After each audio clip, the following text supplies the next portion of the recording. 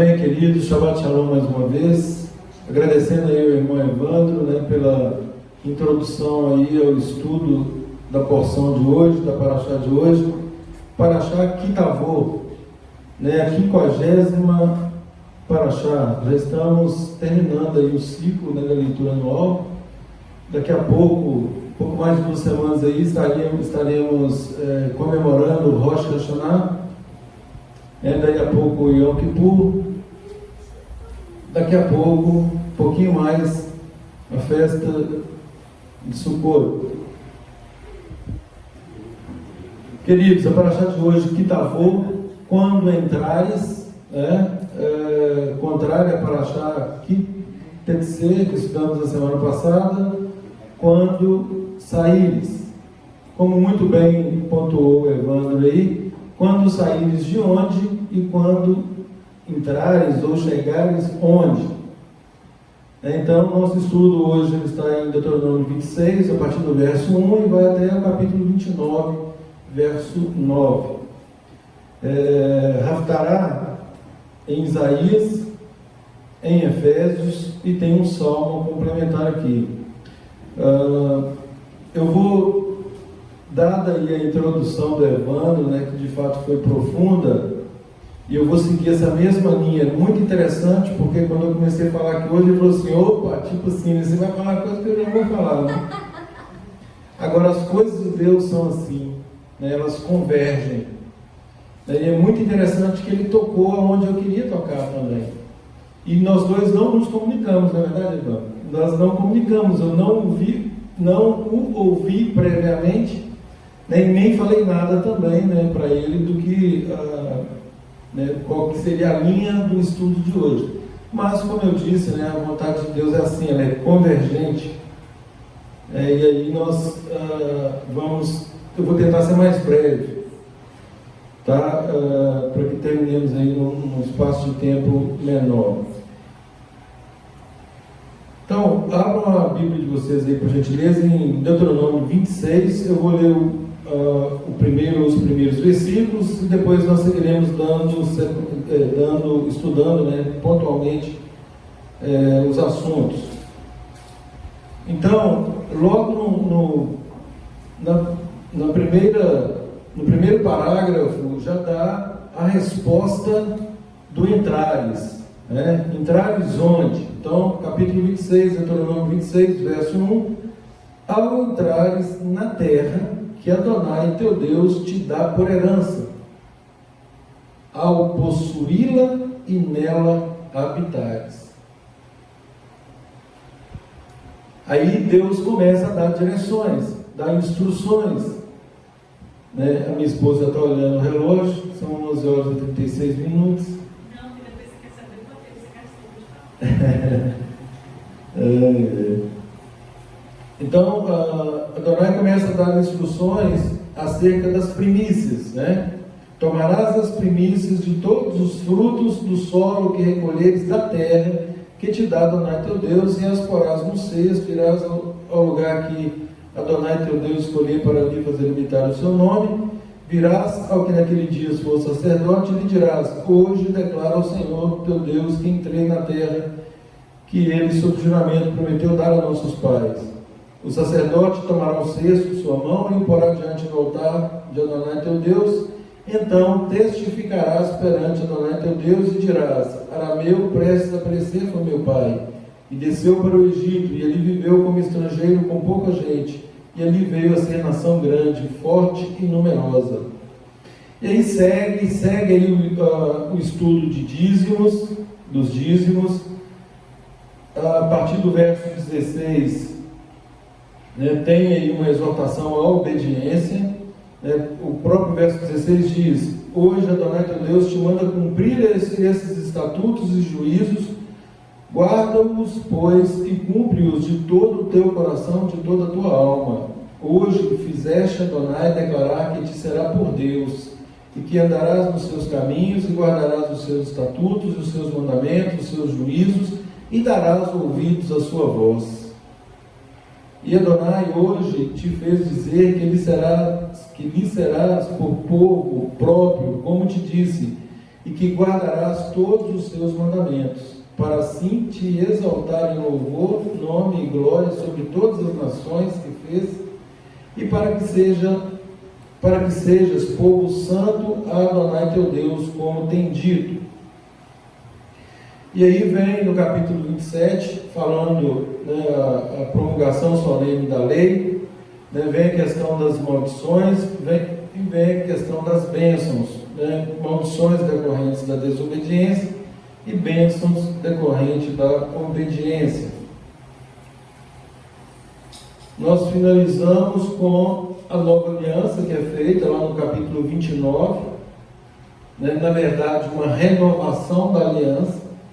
E nós vamos ver aqui que o que se diz nova aliança sempre é uma renovação. E isso aqui é Brit Hadashah.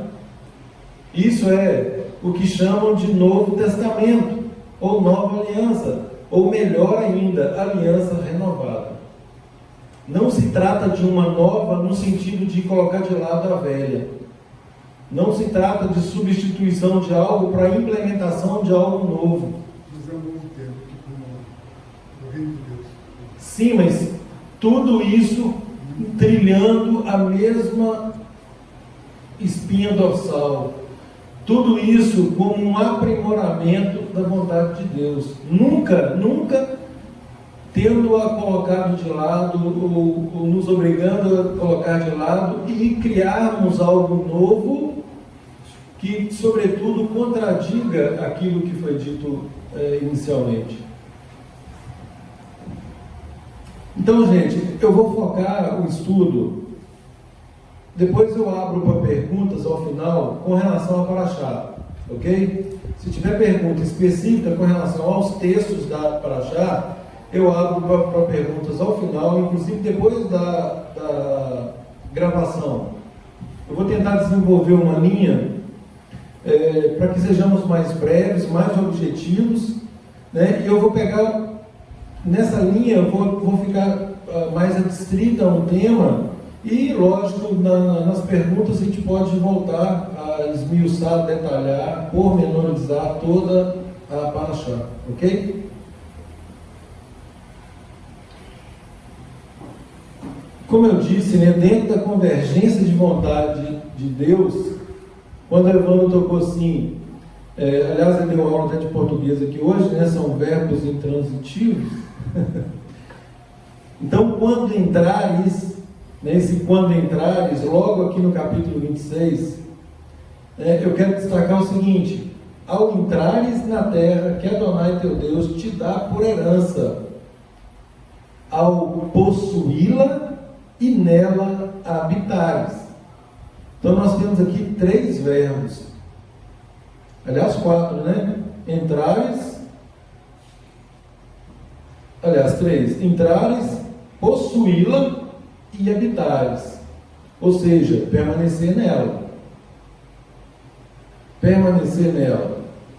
Agora, interessante, gente, outra coisa boa que o Evandro falou, né, não existe uma obrigatoriedade no estudo de primeiro Torá, depois Haftará, Novo Testamento, profetas, toda a palavra de Deus, conforme Paulo diz, né, toda a Escritura, ou todas as Escrituras são aptas para cumprir o fim pelo qual ela foi determinada pela terra, né, que é instruir de acordo com a vontade dele.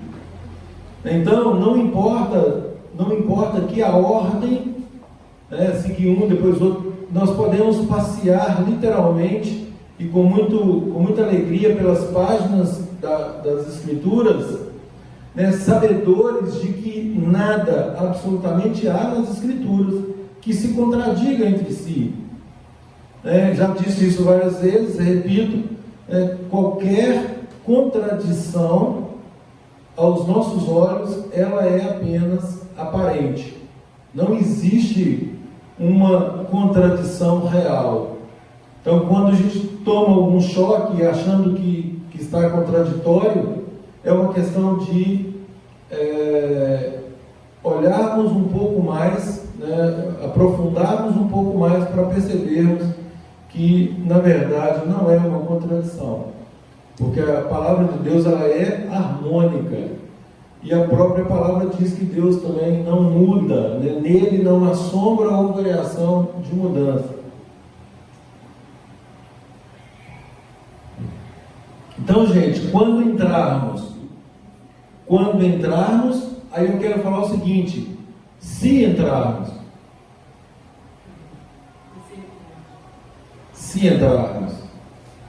né, trazendo isso agora para nós. Bom, como assim se entrarmos? Sim, porque tem condições para entrarmos. Yeshua diz que ele é o quê? Ele é a porta. Ele é a porta. Aquele que entrar por ele, ou por ela, a porta, vai acontecer o quê? Hein, gente? Eu sou a porta.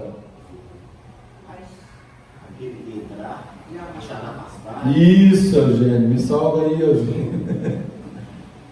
Achará pastagem.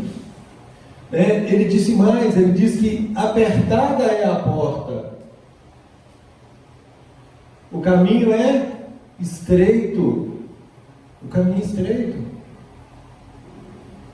Ele disse mais, gente, ele disse que aquele que não renuncia, Lucas 14:33, aquele que não renuncia ao dinheiro que tem, ao imóvel que tem, Assim mesmo. ao filho que tem, à esposa que tem, a tudo, aquele que não renuncia a tudo quanto tem, não pode ser meu discípulo. Isso porque Yeshua está interessado nos nossos bens, nossos que não são nossos, né? Mas assim, ele está interessado em coisas materiais, ele está interessado em outras coisas.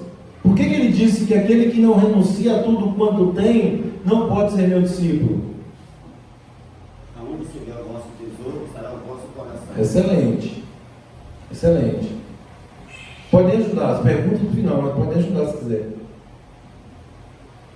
Justamente por nos descolar onde está o nosso coração. É exatamente isso. Nós nos prendemos, às vezes, por qualquer coisa. Por qualquer coisa. Eu levava essa palavra como literalmente, né? Até eu entender que você possuir coisas, você não necessariamente tem que jogá-las fora para isso. O que Deus quer é o seu coração. Sim, verdade. Desprendido dessas coisas. Isso, exatamente. Pode ver, pode ficar bonito, pode fazer unha, pode arrumar o cabelo. Tudo é vaidade, mas o seu coração tem que estar limpo. Exatamente isso, gente. O que Yeshua está dizendo é exatamente isso. Nada pode substituir o nosso relacionamento com Deus. Para que nós consigamos servir a Deus com interesse de coração, o nosso coração tem que estar, conforme a Clemeni falou, desprendido de outras coisas. E isso tem a ver com o primeiro mandamento: não terás outros deuses diante de mim. Porque às vezes, gente, uma coisinha nos impede de termos uma comunhão plena com Deus, plena com o Pai, de compreendermos o propósito do Messias, que é nos reconciliar com o Pai. Nós ficamos presos com coisas absolutamente insignificantes. E aí, colocando isso num cunho material, fica muito fácil de entender, né? Porque coisa material, você descarta a coisa material e tudo bem. Mas Yeshua vai mais além. Ele fala que aquele que não renuncia a pai, mãe, mulher, filho, pode ser qualquer pessoa, também não pode ser discípulo dele. Como assim? Como que eu vou renunciar a meu pai? Como que eu vou renunciar a minha mãe? Como que eu vou renunciar a minha esposa, meu filho? Em que situação isso acontece? Ou pode acontecer?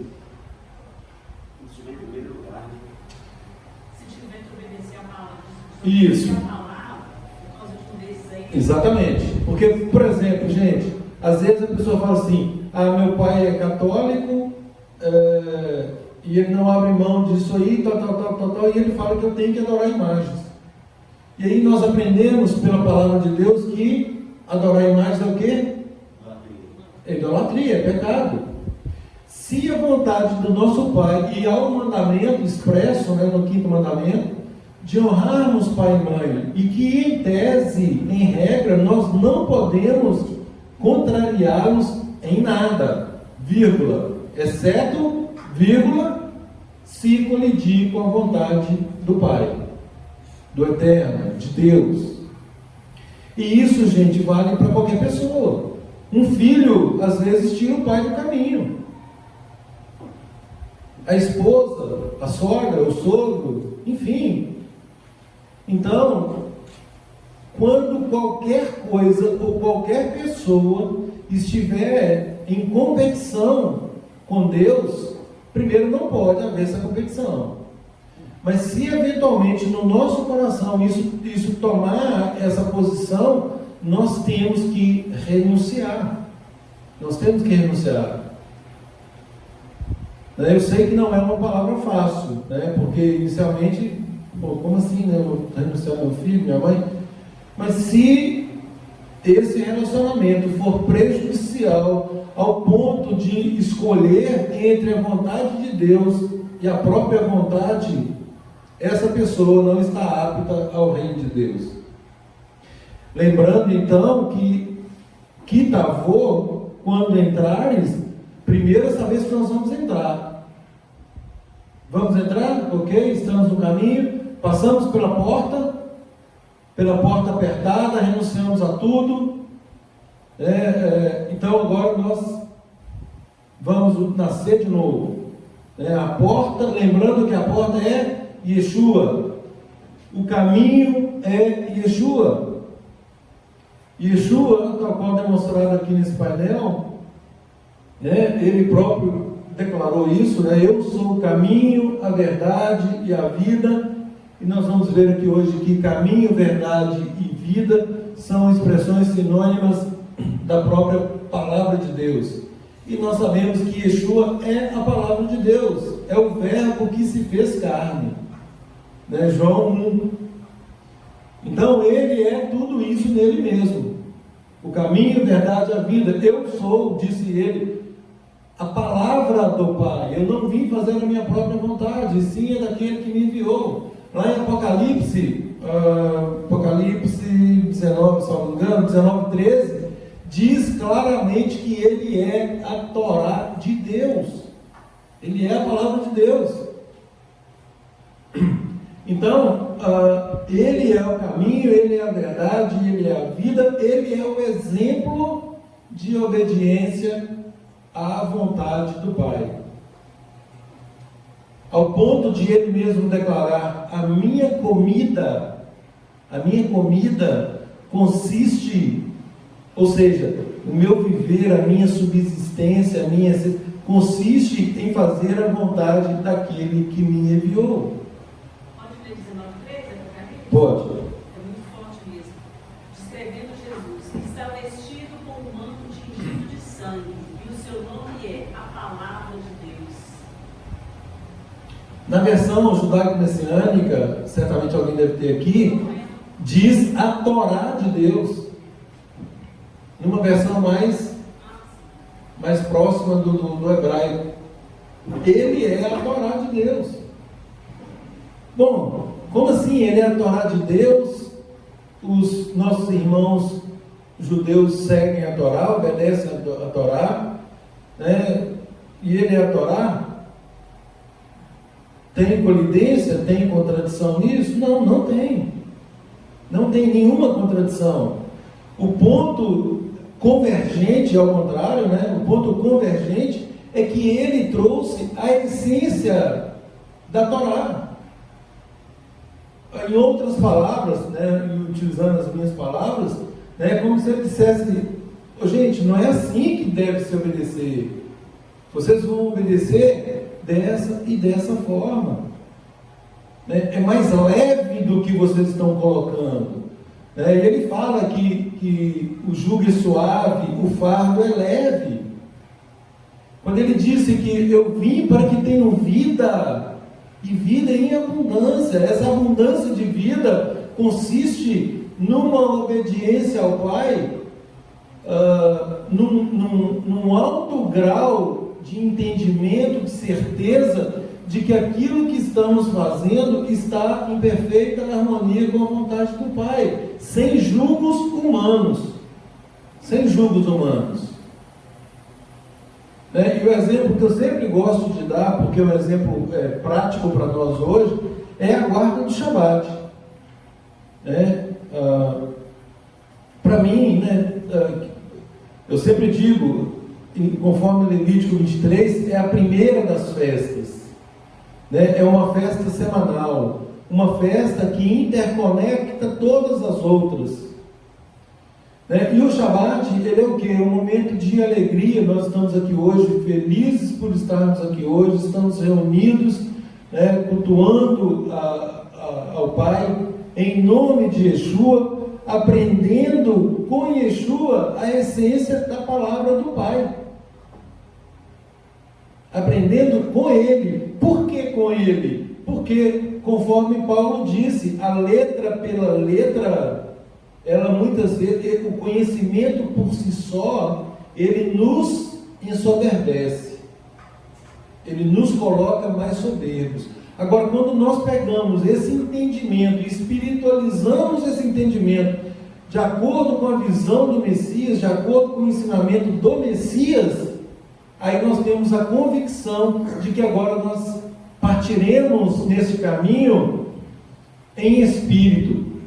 E aí Paulo fala, a letra mata, o espírito vivifica. Né? Viver no espírito é viver de forma leve, obediente, claro, mas leve. Leve. Por quê? Porque não tem agregados humanos no meio dessa lei. A vontade é do Pai, está aqui revelada. É essa a vontade. Eu não tenho que ficar agregando e agregando e agregando.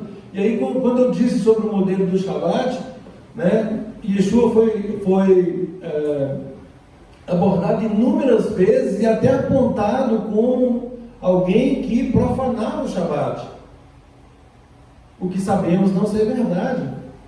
Né? Em todas as passagens nas quais ele foi abordado, ele deu o real sentido do Shabat. Em todas elas. Então, assim, ele teve a oportunidade, se era para revogar alguma coisa, obviamente isso também não poderia acontecer, porque a primeira coisa que ele fala lá no Sermão do Monte, Mateus 5,17, é: não penseis que vim abolir a lei ou os profetas. Eu não vim para abolir, eu vim para cumprir. Ou seja, a parte que me compete, aquilo que foi estabelecido já por meio da lei dos profetas, no tocante a mim, irá se cumprir. E tem mais uma coisa, nem um tracinho, né, e aí, dizendo eu mesmo, né, nenhuma vírgula sequer vai se mover da lei até que tudo seja cumprido. Ou seja, não há espaço aqui para dizer que não estamos mais debaixo da lei. Quando outros dizem, nós não estamos mais debaixo da lei, nós estamos debaixo da graça, não entenderam absolutamente nada do que é graça. Como assim? Não, Yeshua agora, por meio de Yeshua, por meio de Jesus, agora se manifesta a graça de Deus. Gente, toda a vida, desde Gênesis 3,15, no pecado de Adão e Eva se manifesta de forma solar a graça. Porque o próprio Deus disse que no dia em que dela comeres, morrerás. Deus poderia ter exterminado Adão e Eva ali e ter feito, não, vou começar do zero, né? Só que o que ele fez? Ele deu provisão àquilo que ele próprio já sabia que aconteceria. Ele já sabia, pois ele é onisciente. Ele já sabia, então ele deu sequência no plano da criação, dando provisão agora para o ser humano caído. Um caminho pelo qual o ser humano agora teria que escolher voltar a ter comunhão com o Pai. Ele nos dá o caminho, ali já nasce a promessa dele com relação a Yeshua. Ali é a promessa, é o nascedouro dessa promessa que todos os profetas subsequentes falaram, a própria Torá vem falando, Moisés fala lá, olha, que Deus enviaria um profeta semelhante a ele, e que todos deveriam ouvi-lo. E a partir daí vem os demais profetas, sempre falando do Messias, do Messias, do Messias, do Messias, até que ele efetivamente vem. E quando ele vem, ele estabelece que para entrar no reino de Deus, e aí tem uma passagem interessante que ele fala assim: eu não vim senão para as ovelhas perdidas da casa de Israel. O objetivo primeiro seria restabelecer o relacionamento entre o povo de Israel por causa da separação das 12 tribos, em 10, casa de Israel, casa de Judá. Enfim, o primeiro objetivo dele era esse. E depois, tal qual Deus estabeleceu que Israel seria uma nação sacerdotal, por meio dessa nação já restabelecida, aí sim ela teria condições de ser luz para as demais nações.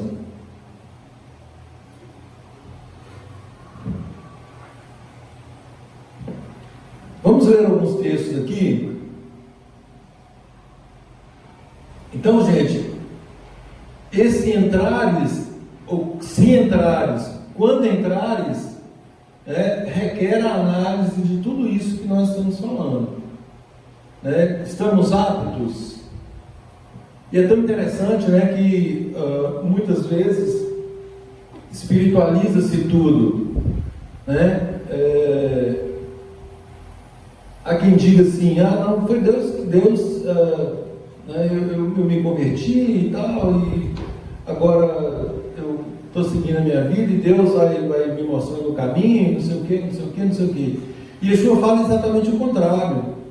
Ele fala assim: qual dentre vós que for fazer uma construção, primeiro não calcula tudo que vai ser gasto com essa construção, e se vocês têm dinheiro, recursos para terminar essa construção, para não acontecer o quê? Que outra pessoa vendo que você começou uma obra e não teve condições de terminar, fala lá, o rapaz começou a obra e não tem recurso para terminar. E nisso ele está se referindo ao reino de Deus. E isso tem a ver com renúncia. Isso tem a ver com renúncia. Isso tem a ver com o negar-se a si mesmo, que a gente citou aqui no início. O negar-se a si mesmo. E aliás, a renúncia também inclui a própria vida. A renúncia inclui a própria vida. Como assim? Como que eu renuncio à minha própria vida? A minha vontade. Afinal de contas, eu sou o cara, eu mando em mim, eu faço aquilo que me apraz, eu sigo os meus instintos. Será que pode ser assim no reino de Deus? Não, não pode. Não pode. Renunciar à minha própria vontade, negar a mim mesmo, é me tirar do centro. Me tirar do centro e colocar Deus no centro. Eu só posso fazer aquilo que Deus me autorizar. Eu só posso fazer aquilo que a lei diz que eu posso fazer. Eu não posso agir em desobediência à lei de Deus, que é boa, santa e justa. Então isso inclui também o negar-se a si mesmo. Negar-se a si mesmo. Então, quando entrarmos, vamos admitir então que nós entramos, nós calculamos bem o preço, né? Puxa vida, hein? Não vou poder fazer isso mais, não vou poder fazer aquilo outro, meu Deus, isso, aquilo, tal. Bom, estou abrindo mão de tudo isso. E aí, gente, só para fortalecer o coração dos irmãos, né? A palavra diz que quem encontra o reino de Deus, diga-se, quem entende que fazer a vontade de Deus é a coisa mais preciosa deste mundo, tudo isso vira lixo. Tudo vira lixo, é isso que Paulo fala. Quando ele fala que tudo é esterco, tudo é lixo, é porque a vontade de Deus soberanamente na vida dele é algo tão magnífico que o resto é resto. É resto. O esqueleto levando de licença, quem achou o reino de Deus, achou um grande tesouro. E é exatamente isso. E aí Yeshua diz: é semelhante ao homem que encontra um grande tesouro no campo. E aí, quando ele encontra aquele tesouro, ele fica tão maravilhado com aquilo que ele vende tudo que tem para adquirir aquele tesouro. Isso, gente, é uma metáfora da renúncia. Que o reino de Deus é o que verdadeiramente importa. Então, sair do Egito requer algo mais. E aqui, metaforicamente, o Egito é comparado à nossa vida sem Deus. Não é assim? Uma vida de pecado, uma vida de escravidão ao pecado. Essa é a metáfora, todas as vezes que a palavra de Deus se refere ao Egito. Tanto é que Deus fala que para lá nós não podemos voltar mais. Hebreus 10, 26 fala que uma vez que experimentamos esse caminho e estamos nele, ai de nós se crucificarmos de novo o Filho de Deus. Já não resta mais sacrifício pelos pecados. Acabou, ou seja, não tem mais recurso.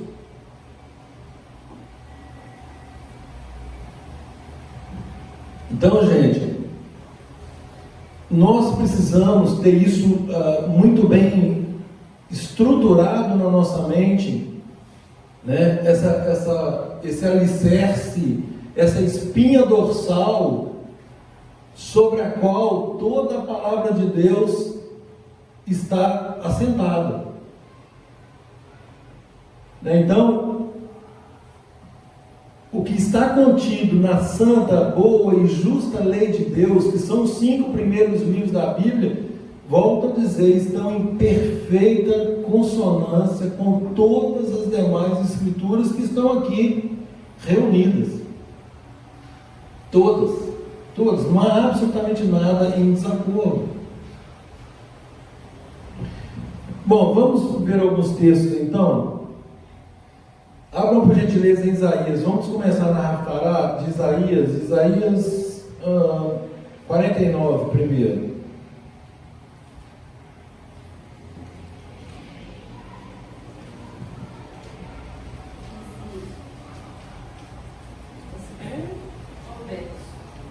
Isaías 49, versos 5 e 6. Quem achar pode ler. E agora o Eterno diz que desde o seio materno me formou para ser seu servo, para que lhe trouxesse de volta Jacó, e para que perante ele convocasse Israel, porque a seus olhos sou honrado e ele se tornou minha força. Sim, ele proclamou: ainda é pouco seres somente meu servo, para reerguer as tribos de Jacó e restaurar a descendência de Israel. Farei também de ti uma luz para as nações, para que minha salvação se estenda aos confins da terra. Arrepiou não, Raquel? Gente, nós sabemos que nós do Ocidente, que estamos nesse precioso caminho de resgate das raízes bíblicas, nós somos tidos pela palavra de Deus, conforme o linguajar de Paulo, nós somos tidos como zambujeiros, oliveira brava, do mato, né? Estéril. Só que Deus nos pega e nos enxerta onde? Na oliveira. Qual oliveira? Qual é a verdadeira oliveira? Israel. Exatamente, Israel. Então aqui, nesse versículo, Isaías 49, 5, 6, Deus aponta claramente o propósito dele. Ele tinha que começar com alguém. Ele elegeu Israel. Aprove a ele escolher Israel. E aí, olha o que diz o texto. Mas agora diz Adonai, que me formou desde o ventre para ser seu servo, para que torne a trazer Jacó, e para reunir Israel a ele, porque eu sou glorificado perante Adonai, e o meu Elohim é a minha força. Diz ele, olha o que diz Deus. Pouco é os seres meu servo. Ou seja, vocês estão achando que isso é pouco? Vocês têm noção do que é ser meu servo? Pouco é os seres meu servo. Para quê? Para que objetivo? Para restaurares as tribos de Jacó e tornares a trazer os remanescentes de Israel. Também te dei como luz para os gentios. Bom, se até no na frase anterior eu estou me referindo aos remanescentes de Israel como sendo aí a completude das 12 tribos, aí Deus vem aqui, olha, para não deixar ninguém de fora. Também te dei como luz para os gentios, para as nações, para os goinhos, para seres a minha salvação até a extremidade da terra. Vamos dizer, o foco não era só Israel. Óbvio, nunca foi. Nunca foi, gente. Deus tinha que partir de um princípio, é óbvio. Então, olha, Israel, eu estou te escolhendo, você é minha nação santa. O que a nação prometeu lá no Sinai? Tudo que o Senhor mandar, nós faremos, nós obedeceremos. Então nasce aí um pacto, né? Um pacto de confirmação que ele já tinha feito com Abraão lá atrás. Então aqui vem essa confirmação. Deus estabelece a vontade dele, e a vontade dele nunca foi alterada. Quer perguntar alguma coisa? De ti farei uma bênção para toda a família da terra. Exatamente. Então, Deus escolhe, a nação aceita, ela tem um papel. Pedro se refere a esse papel como nação santa, sacerdócio real, povo de propriedade exclusiva de Deus. O que é exclusividade? Exclusividade é para aquele fim específico, para mais nada. Uma nação sacerdotal. Imagine a cena. Imagine a cena no plano de Deus estabelecendo uma nação sacerdotal. Aquele mundo de pessoas entendendo o propósito de ser nação sacerdotal. Gente, nós somos luz para as nações. Daí nasce o ide de Yeshua, ide por todo mundo. Vocês foram constituídos como luz para as nações. E aí Yeshua fala, né, em toda a Judéia e Samaria e até os confins da terra. Aqui, para seres a minha salvação até a extremidade da terra. Olha aqui o cumprimento de profecias, Isaías 49. Olha nós em Timóteo. Olha que lindeza, né, mano? Nós aqui fazendo parte de um remanescente de Deus. Gente, quando eu vejo isso aqui, eu me preocupo. Me preocupo em termos de responsabilidade. né, ao mesmo tempo que eu me envaideço, né, pela misericórdia de Deus ter me alcançado, me tirado de onde me tirou e me posicionado aqui agora com uma missão de contribuir para a restauração do próprio povo dele, mediante o resgate das raízes bíblicas da fé. Olha nós em Timóteo. Somos um grupo ainda pequeno, mas faremos diferença, gente. Amém. Em nome de Yeshua, nós faremos a diferença. E sabe como que nós começamos? Dentro da nossa própria casa. É ali que nós instauramos primeiro o reino. O reino de Deus é instaurado primeiro na nossa própria casa. Não adianta a pessoa falar assim: Deus me chamou, eu vou para a África pregar. E ele tem a vida toda desordenada. Ele não dá nem bom dia para o vizinho. Nunca falou de Deus para o vizinho. Ele está querendo ir para a África. Não há problema em ir para a África. A questão é: será que é essa realmente a vontade de Deus? Não creio. Não creio. Faz o dever de casa.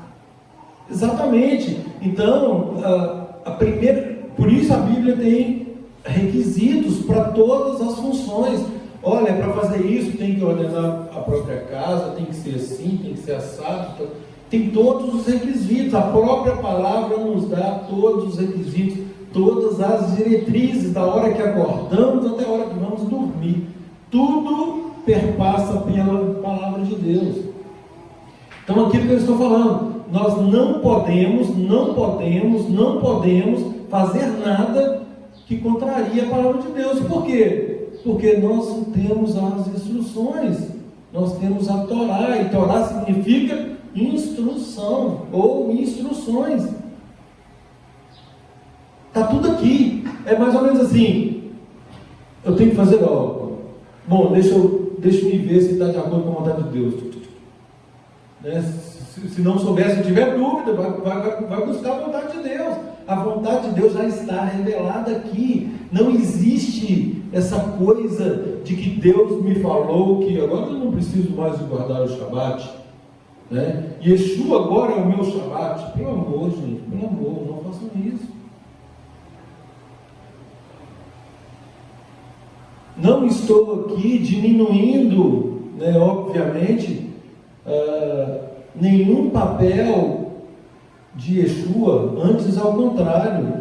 Eu quero estabelecer uma premissa infinitamente superior de que Yeshua não fez nenhuma vírgulazinha, a menor expressão de vontade, no sentido de deturpar a vontade do Pai. É óbvio, porque senão ele não poderia ser o Messias.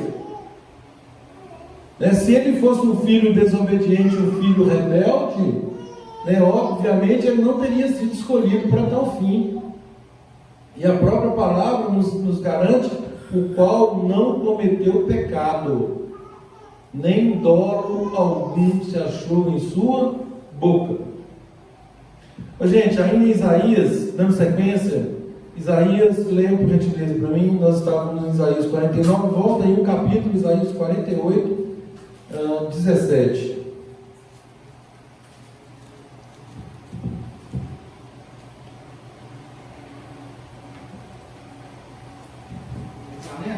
Pode.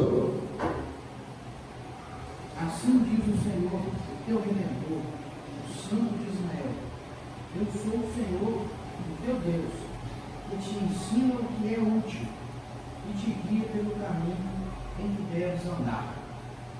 Então, quem nos guia pelo caminho em que devemos andar?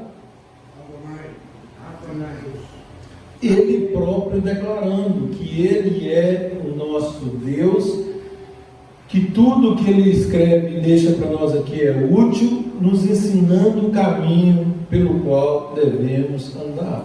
E a Torá é lâmpada para os teus pés. Vou chegar lá.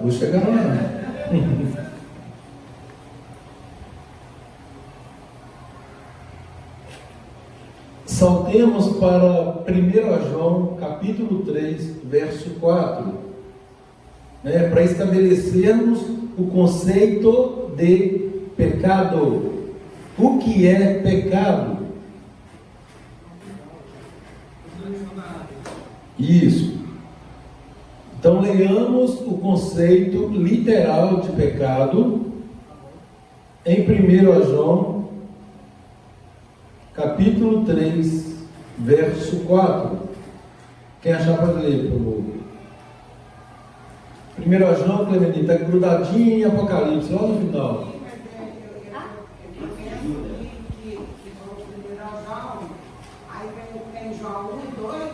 Não.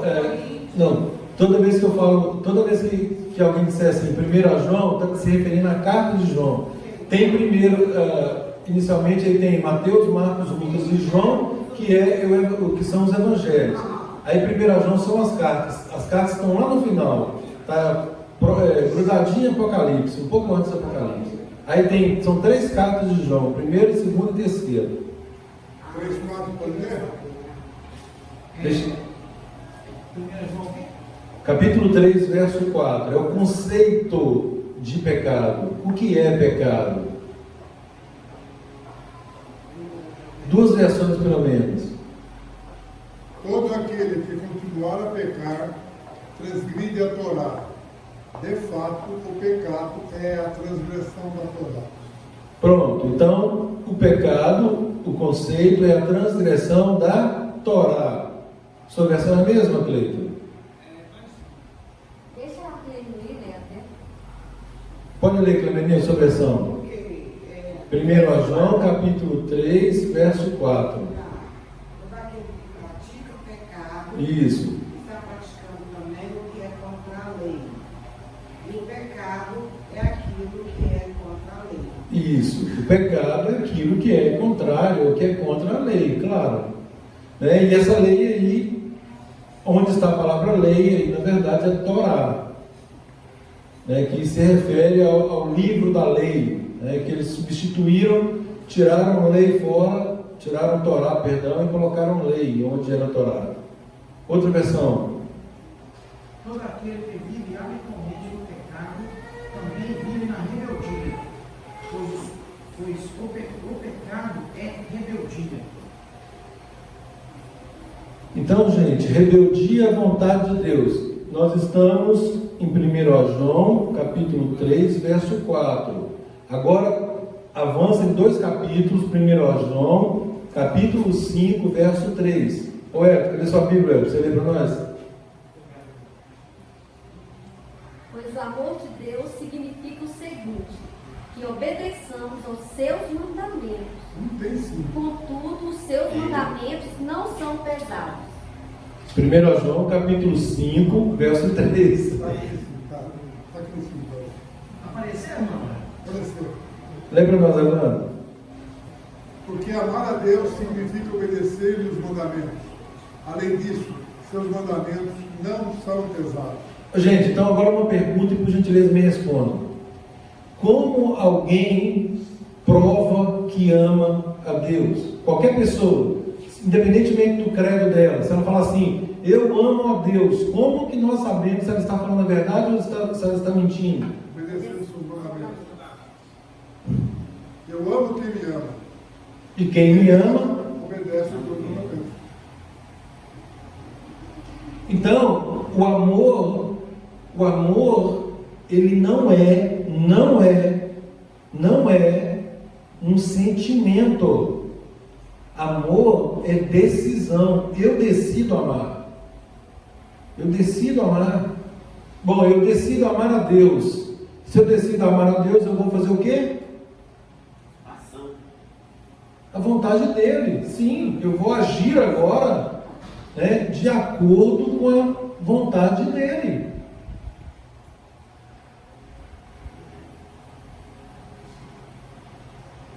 Né? Se vocês me amam, vocês guardam os meus mandamentos. Amor a Deus se traduz em obediência aos seus mandamentos. Qualquer um que diz que ama a Deus e não guarda os seus mandamentos, é mentiroso, está mentindo.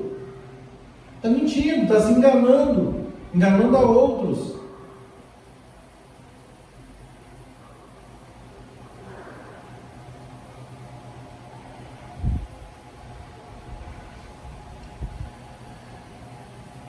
Então, gente, para que nós consigamos entrar, aí é para achar que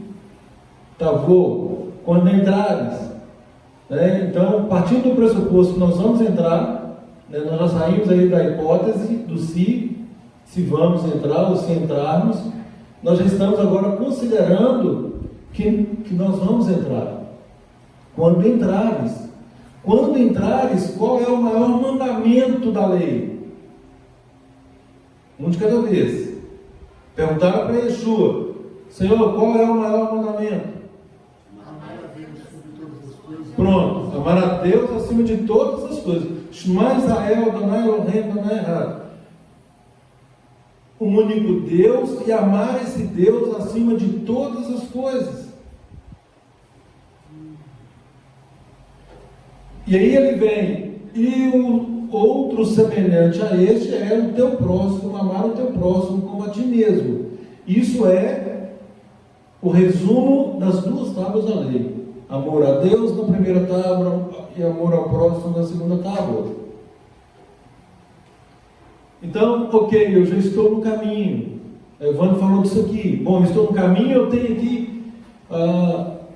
primeiro eu tenho 2 mandamentos que todo mundo sabe. Né? Se você perguntar para qualquer um, independentemente de religião, qual é o meu mandamento? Amar a Deus e amar ao próximo. Todo mundo responde isso. Só o que ele não sabe é que esses dois são os principais. Yeshua falou assim: o principal é amar a Deus acima de todas as coisas e ao próximo como a ti mesmo. Bom, se é principal, nós temos o acessório. Exatamente. Se algo é principal, nós temos que cuidar agora do acessório. Se isso é o resumo de quê? Né? Aquilo que eu falei, eu citei o exemplo da Elza aqui outro dia. Ela não pode pretender explicar para o Heitor determinadas leis que ele não vai entender, porque ele tem 4 anos. De onde eu vim? Como eu fui formado? Como que eu vim parar aqui? Você pensou se ela for explicar para ele cientificamente como que ele nasceu? Ela vai literalmente perder tempo. Né? Então ela vai fazer o quê? Ela vai dar um resuminho para ele, um princípio. Bom, fique com amor a Deus aí, amor ao próximo, por enquanto já está bom. Né? Depois disso, bom, amor a Deus, amor ao próximo se traduz como? Amor a Deus. Não terás outros deuses diante de mim, não farás para ti má escultura, não tomarás o meu nome em vão, lembra-te do dia de sábado para o santificar. Isso aqui, em resumo, é amor a Deus. Bom, e qual que é o resumo do amor ao próximo? Como que eu amo o meu próximo? Honrar meu pai e minha mãe, não matarás, não adulterarás, não furtarás, não terás falso testemunho, não cobiçarás. É a nossa relação. A primeira tábua, ela contém um relacionamento vertical, enquanto a segunda tábua contém um relacionamento entre nós, horizontal. Então isso é um resumo. Bom, então nós temos um resumo nos 2, nós temos um resumo nos 10. Sim. Bom, agora que nós já estamos no caminho, e o caminho é o quê? Apertado, né? Estreito, o caminho estreito. Então nós estamos nesse caminho. Bom, tem mais alguma coisa? Sim, tem mais algumas outras coisas. Tem várias coisas.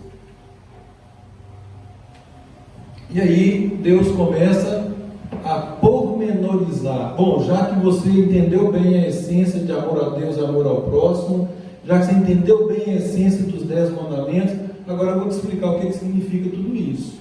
Agora eu vou te dar em pormenores, em detalhes, toda a minha vontade. E deu a Torá viva. Você, não, por enquanto ainda não, peraí. Então, já que você está disposto a me obedecer, eu vou agora registrar para você toda a minha vontade. Moisés, escreve aqui toda a minha vontade. Então está tudo escrito, é a Torá, são as instruções, todas escritas.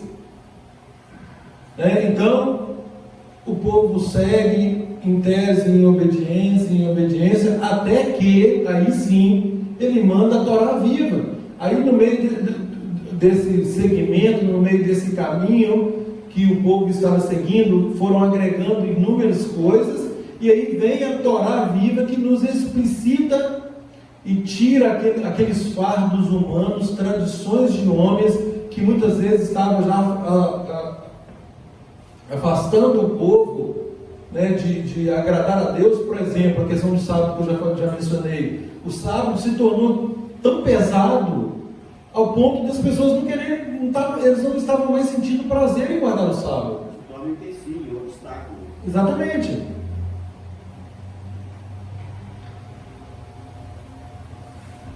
Olha o exemplo daquela pessoa que foi curada, do paralítico que foi curado num dia de sábado. Ele estava com a cama dele, a cama me parece que era só tipo uma rede, né? Ele enrolou aquele negócio, uma esteira, colocou aquilo debaixo do braço. Mas peraí, você não pode fazer isso aqui hoje não, mano? Hoje é sábado, você não pode carregar isso não. Gente, o cara era paralítico. Ele era paralítico e Yeshua curou ele. E aí ele vem e fala assim, o que me curou, falou assim, pega a sua cama aí e vai embora, e segue sua vida. Descansou da cama. Então assim, o que é mais importante? Carregar uma cama debaixo do braço ou se preocupar com o preceito da lei? Qual que é o preceito da lei, gente? O amor ao próximo, não é o resumo? O maior mandamento é amor a Deus. Pronto, essa é a relação vertical. A relação horizontal é amor ao próximo. Agora eu estou com o meu próximo, ao invés de eu amá-lo, se ele está doente, curá-lo, fazer de tudo para que ele seja curado, restabelecido a saúde dele, eu vou me preocupar se ele está carregando alguma coisa no dia de sábado. Sendo que naquele dia ele está ali clamando e sendo curado, buscando uma providência muito superior de Deus, estava ali sabedor de que Deus poderia fazer algo por ele. E aliás, nesse exemplo citado, os amigos o introduzem pelo telhado. Tem aquele caso lá do telhado, que ele é descido ali para que Yeshua pudesse fazer alguma coisa. Gente, isso é fé, isso é confiança. Fé não algo abstrato, é uma confiança de que Deus, por meio de Yeshua ali, poderia efetivamente fazer algo por ele, como fez. Como fez?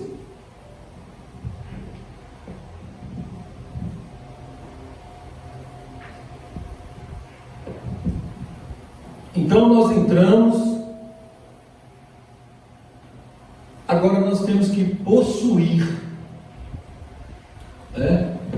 Nós entramos, vamos tomar, o Eugênio usou essa expressão hoje, vamos tomar posse, gente. Usa-se muito essa expressão, né? Vamos tomar posse, mas nós não estamos falando aqui também de algo desassociado com uma vida de obediência. Ao contrário, esse tomar posse agora da herança que Deus nos dá, por meio de Yeshua, é agora fazer ou fazermos exclusivamente, conforme já disse, a vontade do Pai.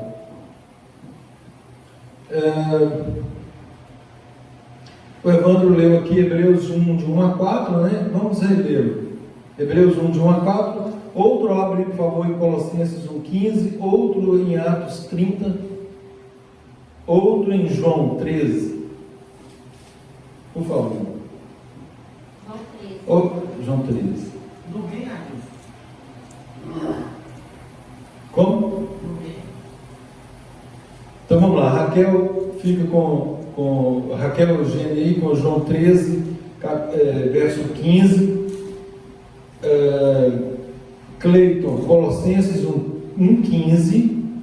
Evandro, Hebreus 1, de 1 a 4. Rodrigo, Hebreus 13, verso 8. Wellington,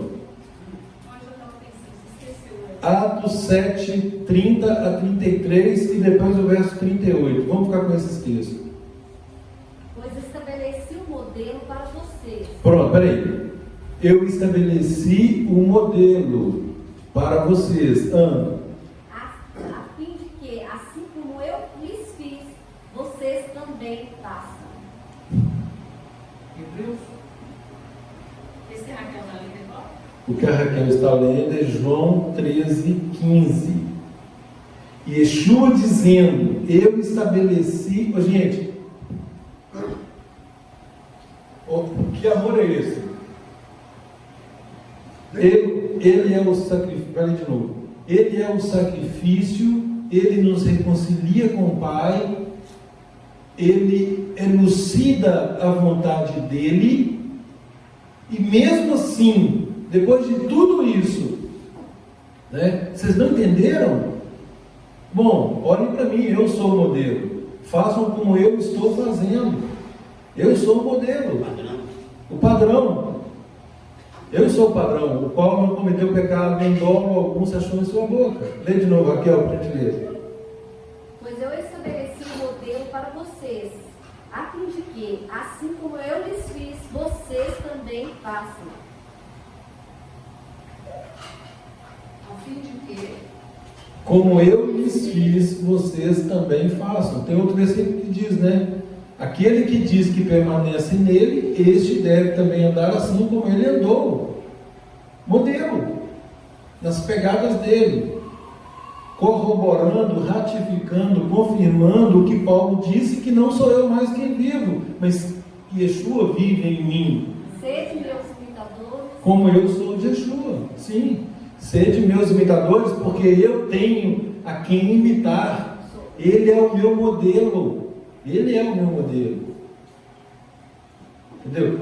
É assim, olha, gente, aquele exemplo do cachorro, né? Grosso modo falando, o cachorro vê uma lebre e ele parte para cima da lebre. Outros cachorros olham para o cachorro correndo atrás da lebre e correm atrás do cachorro. O primeiro sabe aonde está correndo, os outros estão correndo atrás daquele que está correndo, que sabe onde está correndo. Pedir a Deus para não ser como esse que está correndo só atrás. Exatamente. Então, assim, é óbvio que nós temos que saber o que estamos fazendo e não fazer aquilo porque outro está fazendo. Essa é a revelação do tesouro, né? Isso. E essa revelação, gente, ela é individual. Individual. Cada um terá, à medida que buscar, terá uma experiência real com Adonai, por meio do filho dele, por meio de Yeshua. Então nós temos que entender que existe uma lebre lá na frente, e não porque o fulano ou o beltrano está fazendo, eu faço porque eles estão fazendo. Agora, quando Paulo fala sede meus imitadores, ele mostra a lebre, como eu sou de Cristo, como eu sou de Cristo. E aí, se você quer me imitar, vem aqui que eu vou te apresentar um modelo. Um modelo. Né? E o próprio Yeshua diz em Mateus 28, 19 e 20: ide, portanto, por todo o mundo, anunciando o Evangelho a toda criatura, ensinando-os a guardar todas as coisas que vos tenho ordenado. Então não é só fazer discípulo, é fazer discípulo ensinando a guardar todas as coisas. Tem algo mais aí. E aliás, sabe-se que alguém é aprovado quando faz um discípulo, aquele discípulo é aprovado. Então, assim, é o multiplicador do multiplicador do multiplicador. Isso, o verdadeiro fruto produz outro fruto. E assim, a coisa segue. Raquel, leia, você está em João 13, 15, leia 15, 10. Eu acho que eu não mandei ninguém ler. João mesmo 15:10. Se vocês obedecerem aos meus mandamentos... Só um minutinho, Raquel, por gentileza. João capítulo 15, verso 10. Se vocês obedecerem aos meus mandamentos... Quem está falando aí, Raquel? Jesus. Yeshua, pronto. Permanecerão no meu amor. Assim como eu obedeço aos mandamentos do Pai e permaneço no amor dele. Yeshua obedece os mandamentos Do Pai. Porque parece que tem os mandamentos. Mas os mandamentos que Jesus ensina são os Ele fala que a palavra não é dele, e sim é do Pai que o enviou, em outro texto. Nós vamos ver. Está repetindo. Isso é só uma ênfase. Colossenses 1,15, quem ficou? O qual é a imagem do Deus invisível. Yeshua, está falando de Yeshua. Yeshua é a imagem do Deus invisível. O primeiro filho de toda a criação. O primogênito ou o primeiro filho de toda a criação. Só isso? Sim. Ok. Então, gente, Yeshua é o primogênito, é o primeiro filho de toda a criação, em perfeita harmonia aí com o que cremos. Hebreus 1, de 1 a 4, Evandro. No passado, Deus falou muitas vezes e de várias maneiras aos nossos antepassados por meio dos profetas. Mas agora, no Aharit Hayamim, Ele nos falou por meio do seu Filho, a quem concedeu a propriedade de todas as coisas e por meio de quem criou o universo. Este Filho é o resultado, é o resplendor da Shekinah, a expressão exata da essência de Deus, sustentando tudo que existe por sua palavra poderosa. Depois de ele mesmo ter realizado a purificação dos pecados, assentou-se à mão direita de Deus. Deste modo, ele se tornou muito melhor que os anjos, e o nome de Deus é superior ao deles. Isso, até aí.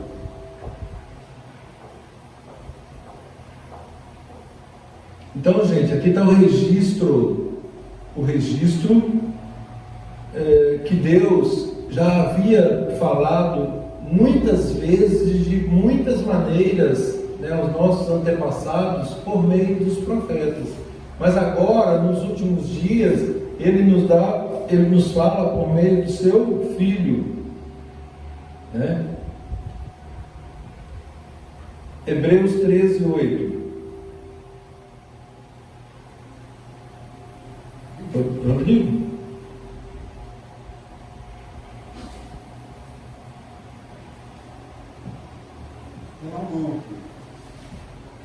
Jesus Cristo é o mesmo, ontem e hoje e eternamente. Ok. Atos 7, 30, 33. Velho. Depois de se passarem 40 anos, um anjo lhe apareceu no deserto, no Monte Sinai, na chama de um espinheiro que queimava. Quando Moisés viu aquilo, ficou maravilhado, mas ao se aproximar para observar melhor, ouviu a voz de Jeová: Eu sou o Deus dos seus antepassados, o Deus de Abraão, de Isaac e de Jacó. Moisés começou a tremer e não se atreveu a observar mais. Jeová lhe disse: Tire as sandálias dos pés, pois o lugar em que você está pisando é solo sagrado. Isso, agora o verso 37 e 38. Esse é o Moisés que disse aos filhos de Israel: Deus fará surgir para vocês, entre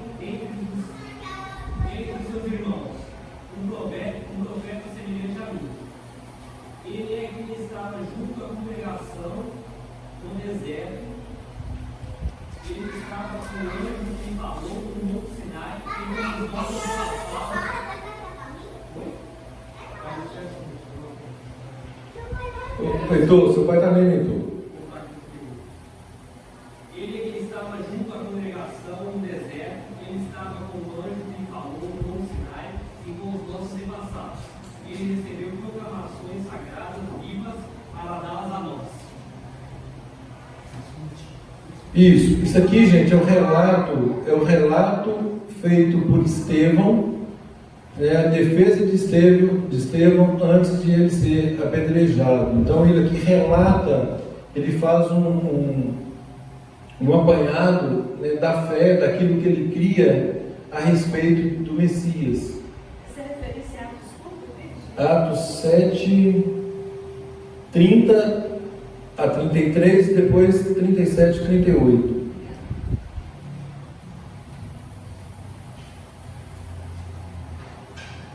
E aí no verso 56, Estevão, né, ele confirma: eis que vejo os céus abertos e o Filho do Homem, se referindo a Yeshua, em pé à direita de Deus. Então é a defesa que ele faz perante o Sinédrio, né? E aí ele fala, no final, ele próprio, ele tem a visão de Yeshua à direita do Pai. Então ele confirma aqui que Moisés já havia dito que Deus suscitaria um profeta semelhante a ele, né? Descrevendo aqui toda a trajetória da crença, né? Daquilo que estava relatado na Torá e nos profetas.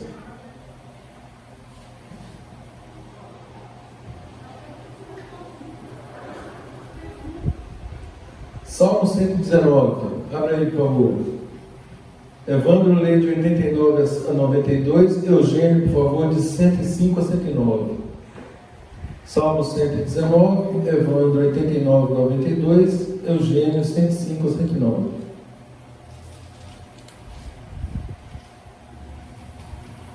Tua palavra dura para sempre, Adonai. Está firmada nos céus para sempre. Então, peraí. Está falando aqui, gente, da perenidade da palavra do Eterno. Bom, se a palavra é eterna, se ela é perene, se ela dura para sempre, como que nós podemos colocar um marco nisso? Prossiga. Tua fidelidade se estende por todas as gerações. Tu estabeleceste a terra e ela está firme. Sim, está firme hoje em cumprimento a teus mandamentos, pois todas as coisas te servem. Se tua Torá não tivesse sido meu deleite, eu teria perecido em minha angústia. Jamais esquecerei seus preceitos, pelos quais tu me tens feito viver. Sou teu, salva-me, porque busco teus preceitos. O ímpio espera destruir-me, mas eu me concentro em tuas instruções. Vejo limites em toda a perfeição, mas tua mitzvah não tem limites. Aleluia. 105 a 109, gente. Tua palavra é uma lâmpada para os meus pés e uma luz em meu caminho. Fiz um voto e o confirmei, de que observarei teus justos mandamentos. Estou muito angustiado. Adonai, dá-me vida em cumprimento da tua palavra. Por favor, aceita as ofertas voluntárias dos meus lábios, Adonai, e ensina-me teus mandamentos. Continuamente tomo minha vida em minhas mãos, contudo não me esqueci de tua Torá. Ok, tem mais inúmeros outros versículos aqui, mas eu vou abreviar. Apocalipse 19, 13, duas versões pelo menos, e aí eu caminho para o fechamento. Apocalipse 19, 13.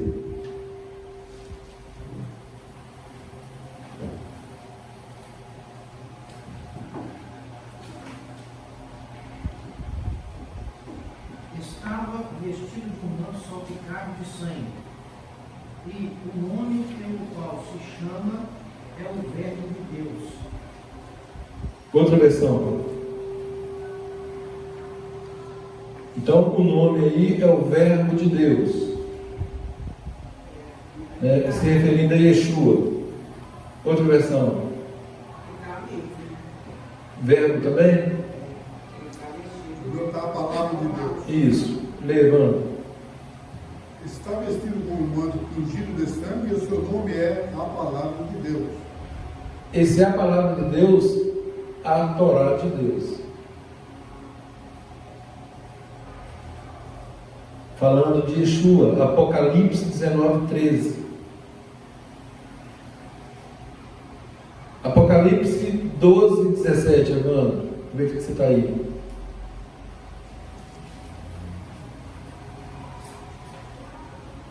O dragão irou-se contra a mulher e saiu para lutar contra o resto de seus filhos, aqueles que obedecem aos mandamentos de Deus e dão testemunho de Yeshua.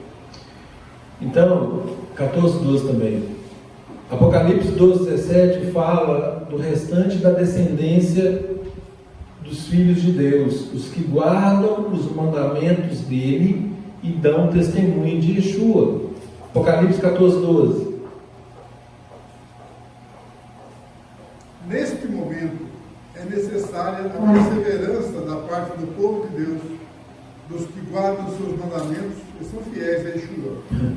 A mesma coisa, gente. No Novo Testamento, Apocalipse 14:12. De novo, guardam os mandamentos de Deus e têm o testemunho de Yeshua. Duas coisas. Isso em perfeita consonância com Isaías 8:20. A lei e ao testemunho, se eles não falarem dessa forma, jamais verão a alva. Mas verão o Senhor. Então, assim, é muito claro, muito clara a vontade de Deus estabelecida no que toca aos mandamentos de Deus e tem a fé em Yeshua.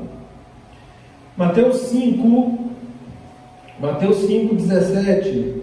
Não penseis que vim abolir a lei ou os profetas. Não vim para abolir, eu vim para cumprir. Por quê? Porque até que os céus e a terra passem, nada se omitirá da lei, até que tudo se cumpra. Agora, como compreender isso, gente? Primeira coisa, quem fala? Quem está falando, gente? Yeshua. Yeshua está nos falando. Não penseis que eu vim revogar, abolir, abrogar a lei ou os profetas. Eu não vim fazer nada disso, eu vim para cumprir. Bom, peraí. Yeshua, Jesus, falando que não veio para revogar, como que todo mundo fala que a lei foi revogada? Se o próprio Mestre, o próprio Filho de Deus, o próprio Cordeiro que tira o pecado do mundo, aquele que deu a sua vida em resgate de muitos, ele está dizendo que não veio para revogar. Agora, muitos dizem que ele revogou. E aí?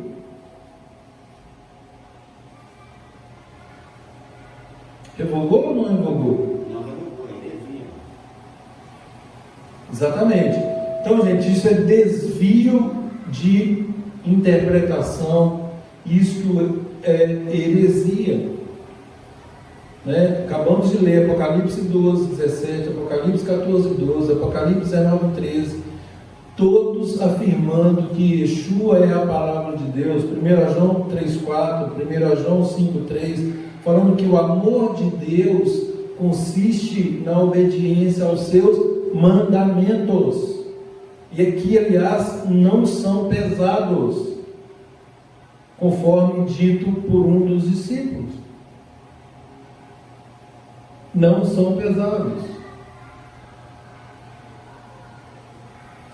Então, quando nós entrarmos, quando nós possuirmos, e agora, por fim, quando nós habitarmos. Então nós tomamos posse de todo esse conhecimento.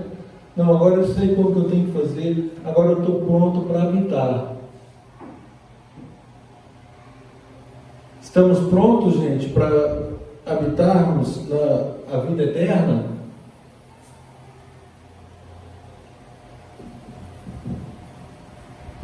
Ontem eu postei alguma coisa assim, né? Alguém falou assim, né? Dizem que a vida é curta, nós temos que curti-la. Que tal a eternidade é longa e nós temos que nos preparar para ela? Não é um contrassenso? O que é curtir a vida, né? É um contrassenso. Se a vida aqui ela é fugaz, passa muito rápido e ela é limitada, e tem gente que se preocupa com isso, né, ao ponto de querer fazer tudo que lhe apraz, né, ele se esquece que há uma vida eterna e que é com essa que devemos nos preocupar. Né? Cada um de nós nasceu ontem, cada um já tem a idade que tem, daqui a pouco nós receberemos um chamado. E aí? Bom, nós receberemos um chamado para que, afinal de contas? Não é assim? Nós vamos ficar só com a recompensa dessa vida ou nós estamos efetivamente almejando uma vida eterna